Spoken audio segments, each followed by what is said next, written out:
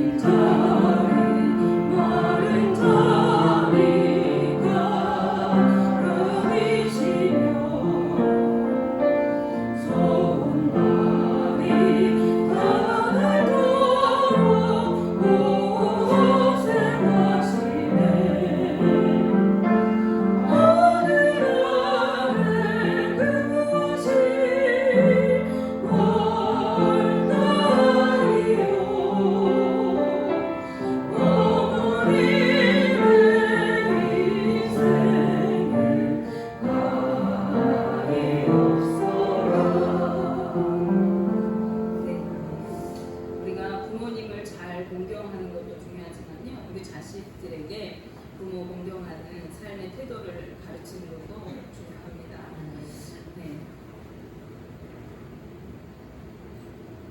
오늘 우리가 이 자리에 있는 것은요, 우리를 낳으시고 또 사랑으로 보살펴 주시고 길러주신 부모님이 계시기 때문입니다. 그러므로 우리는 그 사랑과 은혜를 잊지 않고 감사하고 부모님을 공경하는 마음으로 순종하며 살아가야 합니다. 오늘 우리가 읽은 본문 말씀에는요, 부모에게 순종하는 것이 옳은 일이다 이렇게 말씀합니다. 에베소서 1절 말씀 보시면 자녀들아 주 안에서 너희 부모에게 순종하라 이것이 옳은 일이다 이렇게 말씀합니다. 이렇게 부모님에게 순종하는 것을 옳은 일인데 어떻게 순종해야 하느냐? 주 안에서 순종해야 합니다. 이것이 옳은 일이라고 말하는데요. 이 옳은 일이라고 하는 것은 하나님의 법에 맞는 일이다. 하나님께서 보시기에 기뻐하시는 일이다 라는 그러한 뜻을 가지고 있습니다. 이것은 하나님께서 보시기에 적합한 일이다 라는 것입니다. 바울이 에베소 교회 성도들에게 이런 글을 보낸 이유는요, 당시 에베소 교회 공동체 안에 부모에게 소홀히 하고 공경하는 일을 게을리하는 사람들이 있었기 때문임을 우리가 짐작해서 알 수가 있습니다. 따라서 이 말씀은 세상에 있는 폐륜아들, 하나님을 모르는 사람들에게 이야기한 것이 아니라 교회 안에 있는 성도들과 신실한 하나님의 자녀들에게 이야기한 것입니다. 그만큼 당시 에베소 교회 성도들에게 이 일로 문제를 일으키는 자들이 꽤 있었음을 우리가 짐작할 수가 있겠죠. 예수님께서는요, 하나님을 섬기고 따른다는 이유로 부모님께 소홀히 하거나 돌보아드리지 않는 것을 죄 없다 하지 아니하리라 이렇게 말씀하시면서 고르반 제도에 대해서 지적하셨습니다. 이 고르반 제도가 무엇인가 하면은 내가 이제 하나님께 예물을 다 드려서 이제 물질이 여유가 없는 거예요. 그래서 이제 부모님을 섬겨드리고 생활을 이렇게 공급해드려야 되는데 부모님께 내가 공급할 것이 없습니다. 내가 하나님께 다 드렸기 때문에 공급할 것이 없습니다. 그러고 부모님을 안 돌봐드리는 것을 주님은 죄 없다 하지 않겠다 하시는 거예요. 그 유대인 사회에서는 그러한 고르반 제도가 있었거든요. 그런데 그것이 옳지 못하다 예수님께서 지적하신 것입니다. 이 제도는 하나님께서 이렇게 하라고 행하신 것이 아니라 사람들 사이에서 생겨난 그러한 제도였던 것입니다. 형편이 어렵다는 이유로 부모님을 돌보지 않는 것이 당연하게 여겨지는 것이 옳지 않다는 것입니다. 주님은 그것이 잘못된 것이라고 지적하셨어요. 또한 구약시대에 출애굽한 이스라엘 백성들에게 율법을 주실 때에 하나님께서는 부모를 업신여기고 부모를 향해서 저주하는 것을 엄히 금하셨습니다. 출애굽기 21장 17절 말씀에 자기의 아버지나 어머니를 저주하는 자는 반드시 죽일지니라 이렇게 명령하고 있습니다. 자기 부모를 저주하는 자는 반드시 죽이래요. 저주한다는 것은 그 속에 이미 부모님을 멸시하고 경멸하는 마음이 들어있기 때문에 그렇습니다. 그래서 하나님은 그것을 기뻐하시지 않는 거예요. 예레미야 20장 9절 말씀에도 이렇게 되어 있어요. 만일 누구든지 자기 아버지나 어머니를 저주하는 자는 반드시 죽일지니 그가 자기 아버지나 어머니를 저주하였은즉 그의 피가 자기에게로 돌아가리라 이렇게 말씀합니다. 아버지나 어머니를 저주하는 자를 너희가 돌로 쳐 죽이는데 그가 부모님을 저주하였기 때문에 그를 죽인 죄값이 너희에게 없다.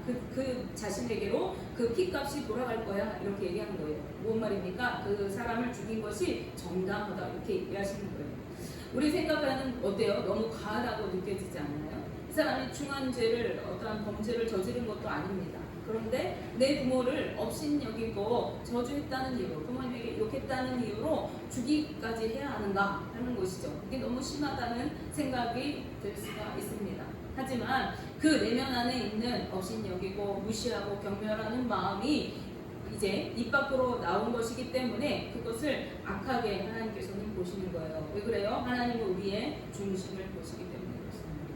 또한 부모님을 공경하고 부모님 말씀에 순종하여 따르는 것을 하나님께서는 중요하게 여기신 거예요. 그렇기 때문에 이것을 강조하기 위해서 우리 이스라엘 민족들에게 십계명을 주실 때에 부모를 공경하라 하는 제5계명에는 유일하게 축복을 약속해 주셨어요. 그 이유는 부모는 하나님의 대리자와 같은 존재라고 여기셨기 때문에 우리는 부모님을 통해서 하나님의 사랑, 즉 아낌없이 희생하여 우리를 돌보시고 사랑해 주시는 그 사랑을 경험하게 되어집니다.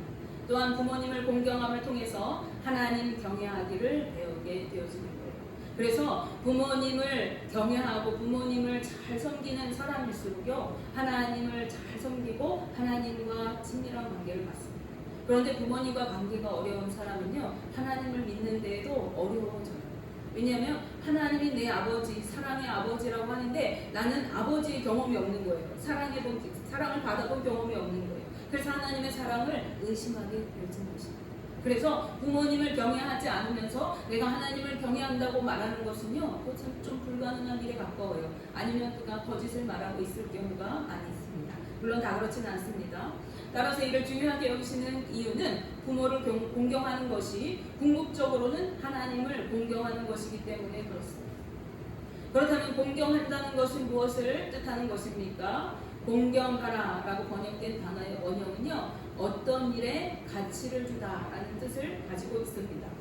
즉 이것은요 겉으로 드러나는 공경하는 행위만을 말하는 것이 아니라 그 행위 너머에서 내적인 가치를 포함하는 거예요. 내 내면에서 부모님을 향한 존귀한 자로 공경해드리는 마음을 품고 그것을 가지고 순종의 삶으로 행위로 드러나는 것을 공경하다 이렇게 말하는 것입니다.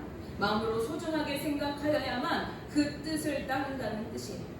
우리는 부모님을 소중하고 귀한 존재로 여기고 그 부모님의 입에서 나오는 말씀들에 순종하며 따라야 하는 것입니다. 이것이 성도로서 당연한 삶이고 하나님께서 기뻐하시는 삶인 거예요. 그런데 전제 조건이 하나 있었습니다. 무엇입니까? 그것은 주 안에서 그렇게 해야 한다는 거예요.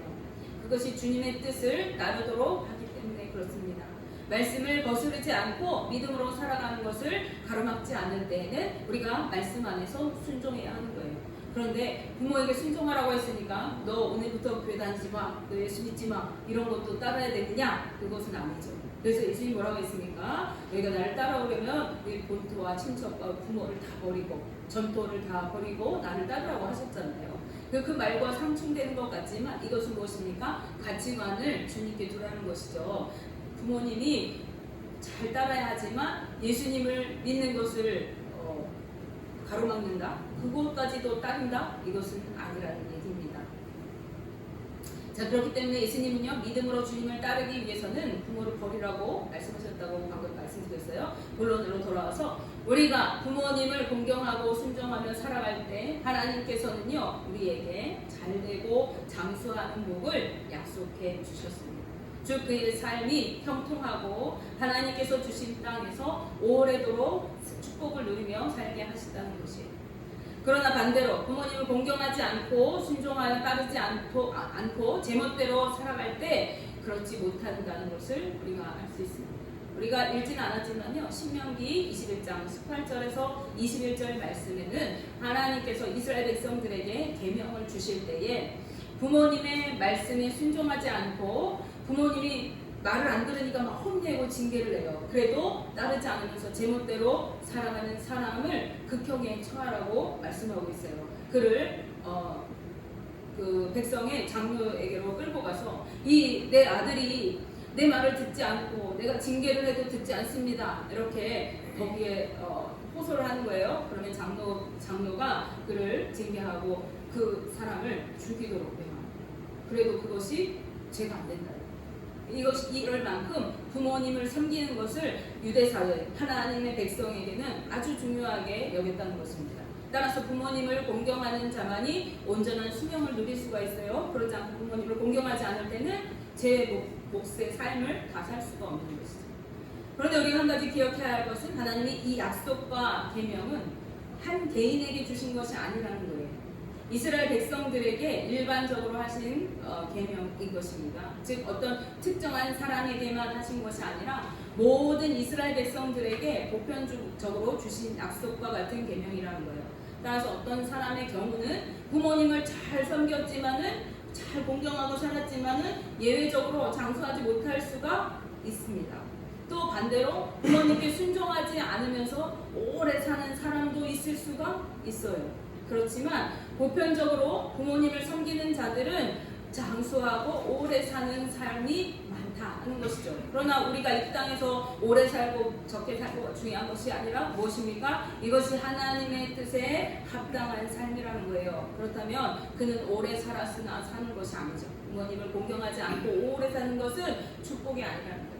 또 부모님을 오래 모셨는데도 오래 살지 못했다. 그는 이 땅에서 삶은 오래 살지 못할지라도 하나님 주시는 영원한 삶을 누릴 수가 있는 것이죠. 부모님을 공경하는 사람은 일반적으로 장수하지만은 그렇지 못하다 할지라도 그의 삶은 복된 삶이다 라는 것입니다. 우리가 부모님을 공경하고 말씀에 순종하려면 무엇이 전제가 되어야 할까요? 바로 올바른 관계를 맺어야 하는 것입니다. 올바르고 건강한 관계를 맺을 때에 기꺼이 부모님을 공경하고 순종하여 따를 수가 있는 것입니다. 그래서 바울은 부모들 또한 자녀를 노엽게 하지 말고 잘 양육하라고 권면하고 있어요. 에베소서 6장 4절 말씀입니다. 또 아비들아 너희 자녀를 노엽게 하지 말고 오직 주의 교훈과 훈계로 양육하라 이렇게 말씀합니다. 노엽게 하지 말라는 말은요, 학대하거나 인격적으로 무시하는 등의 끊임없는 비난과 책망을 통해서 낙심하고 실망하게 하는 행위를 말하는 것입니다. 부모로서 권위적인 것을 앞세워서 감정적으로 노엽게 하지 말라는 거예요. 내가 부모니까 내 말을 무조건 따라야 된다 하고 내 어떤 것을 관철시키려고 한다던가 억압하는 것은 옳지 않다는 것입니다. 그럴 때 아이들은 낙심하게 되어집니다. 낙심은 실망하고 마음이 상해서 의욕을 잃어버리게 되는 그 상태를 뜻합니다. 자녀가 낙심하지 않도록 노엽게 하지 말고 사랑으로 품어주면서 오직 주의 교훈과 훈계로 양육하라고 말씀합니다.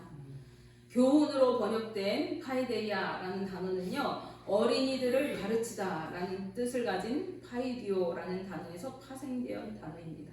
아이들의 훈육과 교육 그리고 징계를 의미하는 그런 단어예요. 이 파이디오라는 단어가. 따라서 경우에 따라서 이것은 교육하다라고 쓰이기도 하고 또 어떤 구절에서는 징계하다 이렇게 쓰이기도 합니다. 아이들을 교육하고 징계하고 다스리는 것을 말하는 거예요. 그런가 하면 훈계라는 말은 말을 수단으로 사용해서 어떤 사람을 가르치거나 교훈을 주는 행위 자체를 훈계라고 합니다. 유대 사회에서 자녀를 훈계하는 것은 주로 아버지가 담당을 했어요. 아버지는 자녀를 교육하는 가장 선생된 자로서 어릴 때부터 양육을 합니다. 그런데 아이를 양육할 때 이 유대 사회가 자신의 생각이나 우리 가문의 전통이 이렇다 이런 것들을 가르치는 것이 아니라 오직 하나님의 말씀을 교훈으로 그것들을 가르치는 거예요. 하나님의 말씀, 하나님의 복음을 가르치는 것입니다. 이와 마찬가지로 성도들은 자녀를 양육할 때에 신앙이 그 목표고 또 방법이 되어야 해요. 복음을 잘 심어주고 믿음과 선한 양심으로 자라도록 가르쳐야만 하는 것입니다. 그것이 우리 부모 세대의 책임인 것이죠. 잠언 22장 6절 말씀에는 마땅히 행할 길을 아이에게 가르치라. 그리하면 늙어도 그것을 떠나지 아니하리라. 이렇게 말씀합니다. 믿음의 유업을 잘 이어받아서 믿음으로 살아가도록 아이들을 말씀으로 가르치라는 거예요. 그러면 그가 나이를 먹어도 그것을 떠나지 않는다는 것입니다. 우리는 그렇게 자녀들을 길러내야 합니다. 그래서 외조모 로이스와 어머니 유니게의 믿음을 물려받아서 그 신앙으로 잘 자라고 믿음의 지도자로 성장한 디모데와 같은 인물로 우리 자녀들을 길러내야 하는 것이죠. 그러기 위해서는요, 오직 주의 교훈과 훈계로, 즉 주의 말씀으로 길러내야 합니다. 바울은 디모데에게 이렇게 말씀합니다. 디모데후서 3장 15절 말씀에 또 어려서부터 성경을 알았나니 성경은 능히 너로 하여금 그리스도 예수 안에 있는 믿음으로 말미암아 구원에 이르는 지혜가 있게 하느니라. 아멘. 무엇이 구원에 이르게 한다는 거예요? 하나님의 말씀이, 주의 복음이 그 자녀로 하여금, 디모데로 하여금, 외조모 로이스와 어머니 유니게가 말씀으로 가르쳤을 때 그 디모데에게 구원에 이르는 지혜가 있도록 그 말씀이 인도하셨다는 것입니다. 그래서 우리 자녀들을 주의 말씀으로 잘 양육하는 것이 너무나 중요한 것이죠. 어려서부터 성경을 알고 그 성경이 그에게 그리스도 안에 있는 믿음으로 말미암아서 구원에 이르도록 자라게 했다는 거예요. 그 지혜를 갖게 했다는 거예요. 우리 자녀들이 그렇게 하기 위해서는요, 매일 공부해라, 잘 살아라 이런 이야기를 하는 것이 아니라 주의 말씀을 가르쳐야 하는 것입니다. 말씀을 정리합니다. 하나님께서는 우리로 좋은 관계 속에서 살아가면서 하나님의 뜻을 이루기를 원하십니다. 좋은 관계를 유지하는 비결은 서로 존중하면서 자녀는 부모에게 순종하고 부모를 공경해야 한다고 말씀하고 있습니다. 이것은 또한 하나님께서 약속하신 축복을 받는 비결입니다.